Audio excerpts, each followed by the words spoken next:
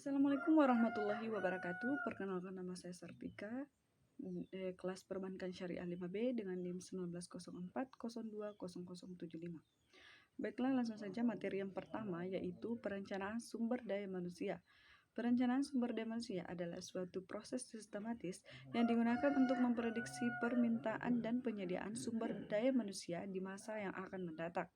Melalui program perencanaan sumber daya manusia yang sistematis, dapat diperkirakan jumlah dan jenis tenaga kerja yang dibutuhkan pada setiap periode tertentu, sehingga dapat membantu bagian sumber daya manusia dalam perencanaan rekrutmen, seleksi, serta pendidikan dan pelatihan. Perencanaan sumber daya manusia atau perencanaan tenaga kerja didefinisikan sebagai proses menentukan kebutuhan tenaga kerja yang berarti mempertemukan kebutuhan tersebut agar pelaksanaannya berinteraksi dengan rencana organisasi. Selanjutnya materi yang kedua, yaitu pengembangan dan pemberdayaan sumber daya manusia. Pengembangan adalah suatu aktivitas yang dilakukan oleh suatu perusahaan atau organisasi dalam waktu tertentu untuk meningkatkan keterampilan atau keahlian sumber daya manusia dalam identitas organisasi tersebut, dan pada akhirnya meningkatkan produktivitas organisasi secara menyeluruh. Adapun pengertian pemberdayaan sumber daya manusia yaitu merupakan suatu aspek manajemen yang sangat penting karena sumber daya manusia menunjukkan daya yang bersumber dari manusia yang akan memberi daya terhadap sumber daya lainnya.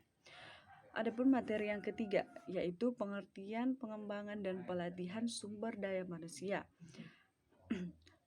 Pengembangan dan pelatihan sumber daya manusia atau Human Resource Development mengemukakan bahwa pengembangan dan pelatihan sumber daya manusia adalah proses untuk meningkatkan kemampuan sumber daya manusia dalam membantu tercapainya tujuan organisasi.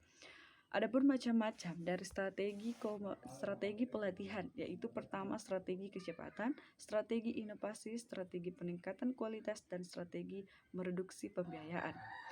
Materi keempat, yaitu manajemen karir.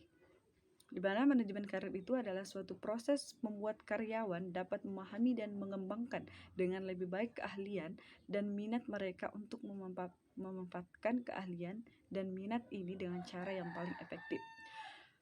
Materi kelima, yaitu promosi dan pengembangan karir. Promosi dan pengembangan karir merupakan salah satu kegiatan manajemen sumber daya manusia yang harus dilaksanakan secara terintegrasi dengan kegiatan manajemen sumber daya manusia lainnya. Materi keenam, yaitu Penilaian presentasi kerja merupakan sebuah proses formal untuk melakukan peninjauan ulang dan evaluasi presentasi kinerja seseorang secara periodik, yang artinya sebagai penilaian presentasi adalah suatu analisa yang adil dan jujur tentang nilai karyawan bagi organisasi. Materi ketujuh, yaitu kompensasi dan kepuasan kerja. Kompensasi merupakan salah satu fungsi penting dalam manajemen sumber daya manusia karena kompensasi merupakan salah satu aspek yang paling sensitif di dalam hubungan kerja. Kasus yang terjadi dalam hubungan kerja memandang masalah komunikasi dan sebagai segi yang terkait seperti tunjangan, dikenalkan kompensasi, struktur kompensasi, dan skala kompensasi.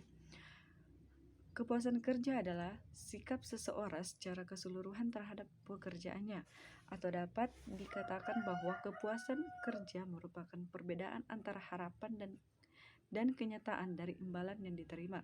Dalam bekerja, jika imbalan yang diterima sama atau lebih besar yang diharapkan, menyebabkan kepuasan. Sebaliknya, jika imbalan yang diterima lebih kecil dari yang diharapkan, maka menyebabkan ketidakpuasan. Manfaat dari sebuah kepuasan kerja yaitu memiliki kepedulian terhadap organisasi dan lebih produktif serta memiliki kementerian terhadap organisasi. Adapun materi selanjutnya yaitu materi ke-8 tentang motivasi.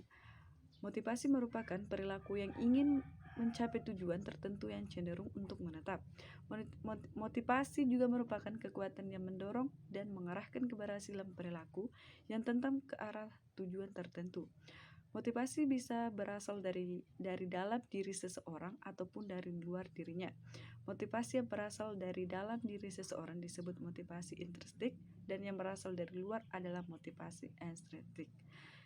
Baiklah, mungkin itu saja penjelasan saya tentang materi pertama dan sampai ke-8. Saya akhiri dengan ucapan wassalamualaikum warahmatullahi wabarakatuh.